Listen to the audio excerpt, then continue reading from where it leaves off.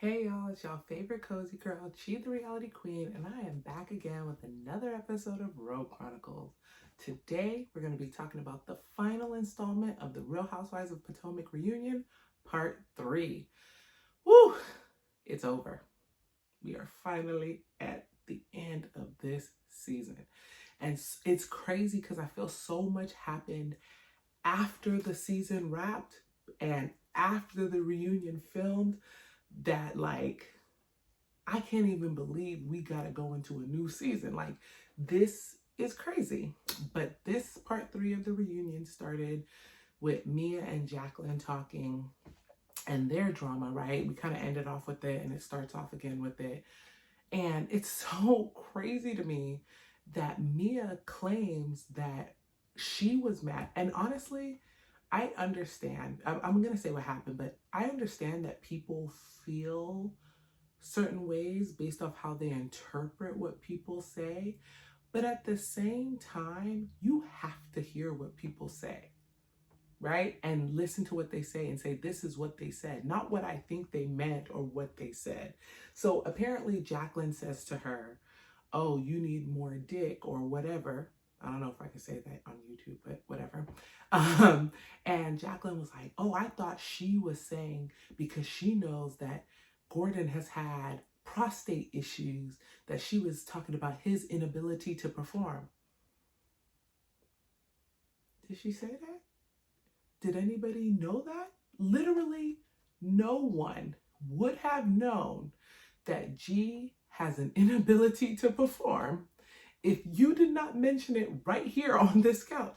Literally no one. And she's like, and I thought she was trying to expose G's prostate issues. And then she was like, and no one here knows. And Karen was like, well, I knew. And some other people were like, well, yeah, you told us too. So it's like, Mia, first of all, why are you lying? Second of all, why are you exposing your man like this? Like, do you hate him?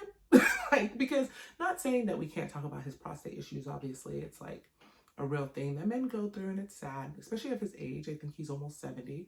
But it's like, you didn't have to say that. You didn't have to bring it up. Jacqueline didn't say it. Maybe that is what she implied, but she didn't say it, and no one could have interpreted that. Like, not us, the viewers. We would have never gotten that. So I don't even know why she brought it up. And I just think it's funny because Jacqueline's like, well, I have receipts. And she's going through her receipts like, boom, you lied about this. We didn't, G didn't buy my Porsche. She didn't put a down payment. That was a story that you wanted to make me look a certain way. Boom, we've never had a sexual relationship. Okay, Mia didn't say that, but the girls and the women in this group had something. Boom, you was never the CEO of your company. Here's the receipts. Like, she was like, boom, boom, boom, boom, boom. And it was kind of like, okay, Jacqueline, like, you did not come to play with her today. You were like, girl, you don't want to be my friend. You've gone off on Instagram. You've had people go off on me. You've sent crazy texts. Like, it's over and I got you. And Mia came with this little bedazzled box of evidence, receipts, and she didn't actually list anything. I actually think if they had zoomed in, it would have been a bunch of blank paper, because I don't think Mia is bright enough to bring real receipts. I really think it was just a bedazzled box with blank pieces of paper. I know that sounds so bad, but I really do think that. I think she had nothing in there because she was so quick to put it away and be like, you know what? I'm not even gonna go there. And I'm like, you not going there because you don't have nothing, baby girl. But, whatever. Then, she leaves, Jacqueline leaves. That was so sad. Her part was so small. I hope they bring her back next season. I think she's such an excellent castmate, or would make a good castmate. Hopefully, if she's married, they focus on her relationship and all that. And if she's single, hopefully they focus on her dating, and not married men. Which Mia also admitted, yeah, I do need to close my legs to married men, but, I'm already here. I'm like, ooh. But yeah. Then they bring Charisse out to basically talk to Karen. And I'll be honest, I love the Grand Dame. That's my girl. I'm going to stick beside her always. However, I can say that I'm not exactly sure why she doesn't like Charisse. However, I can also say that it's okay if she doesn't like Charisse. You don't have to like everybody just because you're around them. There's plenty of people I see all the time, and I'm not the biggest fan of them, but I deal with them because either it's a situation in which we have to interact, right? And I think Karen comes from a time where being civil and civility is of the utmost important. Like, you don't let people know you don't like them. You just move on from them. And I think it's funny because, like, she's not rude to Charisse. Like, she just avoids her, right? Everyone's like, well, why are you avoiding her? It's not that she's scared of Charisse. She don't think Charisse is about to, like, pull up and fight her. She just is from that time where being civil and just dealing with people is just what they do. And it's funny because everybody's like, well, why don't you like her? And why don't they, like, trying to get her to, like, say and be specific. But it's like, Giselle, you don't like Wendy. No one asked you to tell us why. Robin, you don't like Wendy. And you've even had conversation. And they were like, well, Charisse wants to do a sit down and talk to you. How come you're avoiding her? Wendy has also tried to sit down with Giselle and Robin, and they are not. So I think, like, it's funny because Wendy mentions it later in the episode, like, everybody has a rumor about somebody, but when somebody has a rumor about them, they don't like it. It's the same thing. Everybody on the show is a hypocrite. But that is why I like the Grand Dame, because I'm not saying that she doesn't, sometimes stretch the truth, but she keeps to her morals, right? Like, she was like, I never said anything about Charisse because Charisse has kids. And I feel like that has been a consistent point with her. She's like, Giselle, it's never, I'm never going to have a problem with you because of the kids. Like, we're always going to be good because of those kids, those girls. I know them. Like, and I kind of understand that. It's like, if I have interacted with your family and I know them and I've sat down in their home and had dinner with them, and then they see me on TV dogging their mom, like, it's different. And I think, like I said, she comes from that civility time where it's like, I'm not going to do that. And I'm not going to, be that person. So I give her respect for being that person. And then they talk about, like, the cheating thing and, like, her cheating or sleeping with somebody in the restroom or whatever. And then Mia hops in to talk about her situation and how she brought it to Karen on the final episode. And I was just like, Mia can lie, oh. The way she can lie. It's not even difficult for it to just come off her mouth. The lies, they're just dangerous. Like, I'm scared of someone who could lie the way Mia can lie, because she doesn't just lie. Like, if Mia just lied and, like, okay, I lied, whatever. Mia lies and then forgets that she lied, or forgets how the story was, or whatever. She's like, I went to sleep, woke up, and it was over. And I'm like, I fear you. That's scary. Like, how do you just lie so easy? Like, you're like, oh, it was family who told me. First, it was the restaurant owner's friend. Now it's family. Now it's, girl, come on. And it's funny because they were asking about Blue Eyes. And the picture that Robin showed, they asked Andy, did you see the picture? Yes. They said, was it Karen? He's like, it was the back. Then here comes Giselle. I'm 99.9% sure. You are.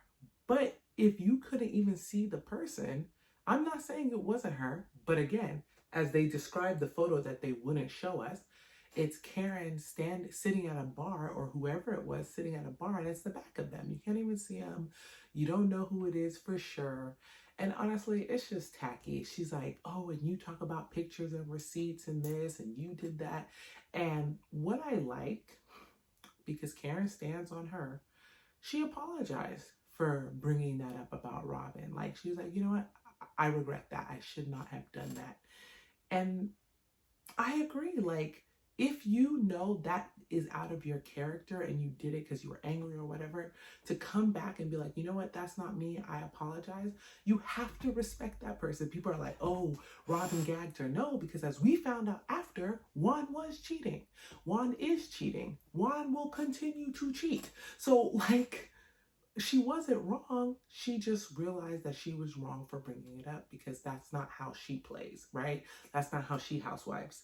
So I kind of like forgive it, you know? Um, and I noticed that she does keep a lot of people's personal business quiet. Like it's not in her nature to blast everyone's personal stuff. Because as we found out, despite Charisse popping off talking crazy about all the things that Karen has done, we find out on Twitter this week, just 2 days ago, that she is the housewife who slept with Katie Rost or Roost or however you say her name. Katie alluded to that. She said, "Oh, I've slept with one of these housewives up here." And we all assumed it was Ashley because Ashley said she liked women. We saw them trying them little titty spinners and all that and having a good time. So everybody was like, she's like, "It's not Ashley." But we're like, "Girl, you say it's not Ashley, but it's Ashley." But to find out it's Charisse and Katie told Katie told Karen and Karen didn't expose her because, girl, I'd have been at the rooftops. I'm a prostitute. You effing Katie. Like, you would have been exposed, babe. I'm sorry. I'm not above it. I'm young. I'm exposing your ass. I'm not going to be like Karen and have decorum. Never that. It's going to be lauded. I'll be on Instagram live like Candace, talking about all these bees is fake. They talking about me, but they sleeping with coworkers. Like, could never happen. Could never be me. So it's just crazy. Giselle talks about, moving on, sorry. Giselle talks about not being invited to Robin's wedding. I mean, she had a ceremony, so let me not wink, whatever. She had a ceremony. It happened. Probably because of his case that's going on now. But yeah, they got married. And I'm probably preemptive, right? Because if he loses his job, Juan has nothing, right? Like, if he loses his job over this case, he not gonna have nothing. But Giselle was disappointed, and I mean, I get her disappointment because if my best friend had a wedding, she's like, "Oh, it's so intimate, just family and friends." I'd be like, "But I'm family." I thought so. What's going on, girl? Like, am I family or am I not? I'd be upset, so I don't blame her. But it seems that the wedding was beautiful. Robin might not have been my favorite person this season, but that ceremony looked beautiful. She said her friend came together and helped her put it together, did a fantastic job. It looked good. But yeah, then they talk about Juan's case. Andy asks Robin about it. And I feel like, I know it's a case. I know it's a legal situation. And I guess because he wasn't there, and that's probably why he didn't show up. He always has work.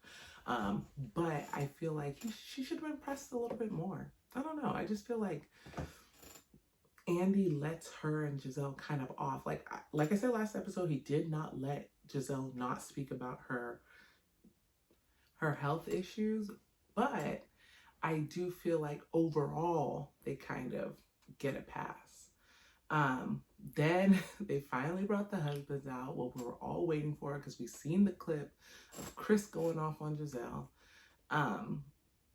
And first they talk about Eddie and Wendy's relationship, and they talk about how the fans love to see it. I've said it, obviously the fans say it, but we really love to see it. They're such a nice couple, and it is talked about, like, they call him Happy Eddie, like him smiling is what made you think that he was cheating. And that's so sad to be that person, that a normal interaction with a male comes off as suspicious because you don't know what a normal interaction is because you're so used to being, in bad situations with men. But I do like Eddie and Wendy. I think that Eddie's love for Wendy is what causes a lot of jealousy towards her. Because, a lot of these women are either with men that don't really like them or they don't have a man at all. So seeing Wendy not only be, and this is where the colorism comes in, not only, I mean, she's beautiful, but not only be what they don't, like they look at themselves as the pinnacle of beauty, light skin, green eyes, beautiful. They believe that they should have what Wendy has. Like people should like them and be loyal to them because they're beautiful. But Wendy is beautiful, but she's dark skinned and she has this husband that loves her so much. And maybe he doesn't, who knows? But what he portrays and what he gives us is that he loves her so much and he supports her and he's there for her through her crazy ventures. Like he's here like, girl, like I love you, I'm gonna give you money, I'm gonna give you support. And that's just something that they don't know, right? Like Robin started a business and Juan wanted from the cameras, right? Nothing to do with helping her out or supporting her. Like, so to see someone get that, I believe is why they have a problem with Wendy. That's my belief. Their real problem with Wendy is that Wendy has this thriving relationship. I mean, she's really smart. She's hardworking. She's way more accomplished than the rest of them. And then she has this husband that loves her through it all. And I think that bothers them a little bit. I hate to say it. Like, I don't like to call people haters. I mean, I do actually. I like calling people haters. But I do think that they are haters on her life and the life that she has. And then they talk to G and G cries about, you know, Mia going through her health scares. And, you know, I was surprised, pleasantly surprised actually by G's response to that. Like, I feel like he's an emotional guy. But it was shocking to see, I think. And I liked it. I like to see that side of G. It shows that he's not all just goofy, jokey. You know, they ask him about sleeping with her friends. He says there's never been any penetration. But, I mean, is it because, well, I'm not even going to say that. But, interesting to find out. And I just think it's so funny because Andy's like, oh, okay. Like that doesn't really make it better. But okay. Like, if you haven't actually stuck your peen in them, okay, great. But, you know, what is going on? Ray is there. I love Ray. He's such an old man, so sweet. Loves his wife. You know, you love those couples that are just like, I'm gonna stick beside him. Like, whatever happens, I'm gonna stick beside him. And I love that about Ray. He sticks behind Karen. She might piss him off, whatever, but he loves her. It's been however long, 25 years. It's just who they are at this point. They asked Ray about how he felt about the allegations or what he thought about the Blue Eyes allegation. And, you know, it's funny because he gives an answer. And Karen was like, but that's not what he asked. You know, answer what he asked. And I love that because she's just trying to show, like, me and this man, it's up. Like, we know what time it is and we always got each other's back. So don't think for 1 second that he is not fully aware of every situation that we go into. And I love that. It's like, okay. She gonna stick beside him, he gonna stick beside her. And then here comes Chris talking to Giselle. I have seen so many takes about Chris being upset with Giselle and people saying like, oh, men need to stay in men business and this and that. And I'm like, I don't know if you people, not you people, but some of the people tweeting like lack common sense or what. But if someone mentions me, I don't care if you're a man or a woman, that's my business. She said Chris did something to make her feel uncomfortable. So now that Chris responds, he's getting in women's business. That's not women's business. That's his business. That's literally the definition of his business. In fact, Karen hopping in is out of, not Karen. I keep messing up these names. Candace hopping in is her getting in his business. Like, yes, she's defending her husband, but it's like, it wasn't directly her business. It is actually Chris's business. And so for Chris to say that he has to defend himself because people were asking questions, which probably is true. It's like, oh, well, she's saying what happened, you know? It's crazy that he had to defend himself against these allegations of Giselle saying she felt uncomfortable. And they're like, oh, it's semantics. Yeah, but semantics are important when what you're saying changes what happened, right? If you feel uncomfortable, you are putting it on yourself to feel uncomfortable. He didn't do anything to you. This situation is just uncomfortable. It doesn't matter. You could switch him out with any man. Not saying any man, because some men are no good, right? But it's not him, it's the situation, then you say, that situation made me uncomfortable. You know, I would never want to be in that type of situation again. But when you say Chris made you feel uncomfortable, you're now putting it on him as the problem in this situation when he's not the problem. He wasn't the problem. He did nothing to you. He wanted to talk to you. Then you're saying, well, he knew my stylist left. And he's like, you have a whole team. How did I know everybody left? I only knew one person left. And so it's just, to me, him going off on her, very, very well deserved. And Candace, she's really emotional. Like, I think Candace protects the things that she loves. Like, if she determines that she loves something, someone, she is going to ride for it to the end, till the wheels fall off. And that is why she's so angry, because she probably saw firsthand, because, you know, we're over here like, oh, Candace is dramatic, but she probably saw firsthand the problems Giselle's comments were causing her husband. And that's why she was going so hard, because when she called her a gutter snipe B word, I screamed. I literally screamed. It was guttural. Like, I was like, oh my God, I can't believe she said it. It was funny.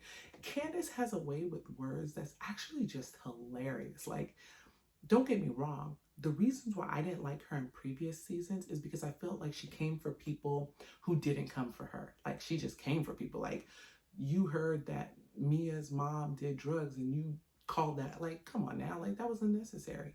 But now, because she focused her reads on someone who actually caused the problem with her, it was like, okay, I get it. It's just when your reads are for everybody, it's like, okay, girl, you're doing too much. It's too much. So I just think that her comments, okay, this was a lot of drama online too. Her comments about Giselle's proximity to whiteness being the reason why people took what she said and instantly believed it. I don't think that's what the colorism conversation should have really been about. Like, you guys may not be colors. You guys may not treat me poorly because I'm darker than you or whatever.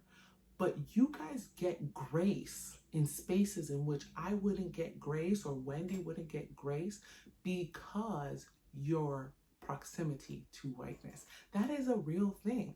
Like, she did say white skin, and I think because people are like, well, Wendy tried to check her. Wendy tried to check her because Giselle doesn't have white skin. So she knew that people were going to take, or this is how it seemed, she knew people were going to take what Candace said and go like way left. So I think she was trying to reel her in. But Candace was like, I hear you and I'm not backing down, which I loved. I'm like, no, girl, stand on your point, because your point still remains. But how you might have said it might have been a little extra, but she definitely hit the nail on the head. It's their proximity to whiteness that allows them grace. Giselle herself may not be a colorist, but she benefits from colorism. Ashley may not be a colorist, but she benefits from it. Mia, Robin, right? So it's like, those are the things they need to point out. Now, her comment about Giselle being the reason why people who are victims of sexual assault and sexual harassment don't come forward, I'm not sure about the correlation there, not quite sure. But I do feel like people fought the comment about proximity to whiteness harder than they fought the comment about her saying she's the reason people don't report. I'm like, what?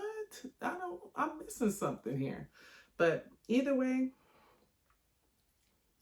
Candace was onto something. Then Robin, because never to be left out, Robin was like, well, I also, because we're talking about sexual assault, felt like Karen was implying that she was sexually assaulted by Juan. Karen never said that. She never said that. She said she was uncomfortable by the interaction. The same way Giselle felt uncomfortable by the interaction with Chris. But the difference between what Karen said is Juan did cause her being uncomfortable because he hugged her too tight. And I get it. I'm sure every woman can say that they've had a hug that just was like, I don't like that. Like, right? Like, we've all been in that space or had that experience where someone gives us a hug and we're just like, what was that? Like, I didn't really like that hug. And maybe the person's cool or somebody you know or somebody people you know. So it's like you don't want to make a big deal, but that feeling, you have it and you're just like, I didn't like that. And I think that's what Karen felt, right? Like, this is somebody I know. I didn't like that. And maybe I don't want to say that he did it on purpose, but it was off. And so that's why I understand. And she said that, no, I was not trying to claim that, but I do think he needs to watch how he touches people. I stand with her on that. Yeah, let's see. What else do I have written down? Because I'm getting to the end. Oh, okay, yeah, that's the end of that. Then they decide to end this reunion because, like I said, after filming, after the reunion, it came out that Robin knew Juan was cheating and whatever. Okay, she claims he wasn't cheating, but if you believe that, I don't know. You're a fool. Sorry. That's it. And they show her interview with Andy that she had on Watch What Happens Live. And it's so funny because that Watch What Happens Live interview was not just her and Andy. The interview was her, Andy, and Ebony. So Ebony is literally sitting there just making facial expressions at all of Robin's responses. And it's so funny because it's like, she has the face that I think everybody has. Like, girl, you stupid if you believe that. Now, you know that's not true. Now, you know, and they're asking her, like, you believe he only had, you know, online conversations with her, but he went and paid for the hotel? Like, I'm actually mad at Juan because, like, Juan, you allowed her to get up and get on TV and tell that story. And you know it's not true. You know it's not true, but you let her get there and tell that story, that you got up to a girl who you've been corresponding with online, who claims to be dating a Baltimore Raven, flew to Baltimore, lost her wallet in the casino, and then called you to come pay for her hotel, and you got up and did it, and all you did was pay for the hotel and leave? First of all, if you've ever stayed at a hotel in your life, you put your card down when you get there. Nobody has time to go gamble and do all this stuff. They be asking for the card as soon as you check in. And when you leave, you can say, charge that card I put down, or I have another card that you can charge. Second, if she came down there and she has a boyfriend who played for the Baltimore Ravens, why did she call Juan to put the card down? Why didn't she call her boyfriend on the Baltimore Ravens? Like, Robin, did you even think for 1 second if this story made sense? Like, was there any moment where you were like, I don't know how I'm going to tell this story because it actually doesn't make any sense? Like, did she ever have that moment? Honestly, I don't think so, because she is the dizziest B word, as what's her name like to say. Katie, my good sis, who is now my good sis because of her exposure of Charisse. I think that is so funny. But yeah, I mean, this season ended and was lackluster, and all the drama that came after it has been like so insane that I am so excited to see season 8 and see who's still a housewife, who is now a friend of, because honestly, Robin should be demoted, because if you don't want to talk about your life, then you shouldn't be on the show. Unless they're going to leave her on for season 8 to get dragged. That's the only way I want her there. If she's not getting dragged, I want her as a friend of. Maybe she can work her way back up to being a housewife. Giselle, I pray that her little relationship with Summer House Boo or Winter House Boo gets her a story of her own that has nothing to do with other people. I hope Wendy continues to thrive and her and Eddie continue to be happy on the show. and not worry about what these haters have to say. Same for Candace and her little boo. Wish them the same. I hope that they figure it out, move on, and are happy. Mia, G, if they get demoted because they broke now, then, you know, so be it. But I think Mia is comedy gold. I'm scared of her the way she could lie, but she's funny to me. Ashley, Darby, I wish her the worst. Sorry, your man now suing Candace. That's a little thing that happened since it all ended. He's suing Candace for $2 million for defamation, for saying that he calls some prostitute up to suck his little thing, and he's suing her. And honestly, I can't believe it. It's just so much going on. I'm ecstatic actually at this point. Like, so much has happened in the end that I'm actually back excited for season 8, and I cannot believe and I can't wait to see what season 8 brings us. If we have new housewives, people demoted, I'm just excited, and I hope you guys like, comment, share, subscribe. I hope you've enjoyed my recap of this season. Oh, here comes my doggy. He's loved all of it. And I hope you guys have too. Like, comment, subscribe. We'll be back for season 8, and I'll see you guys. Bye.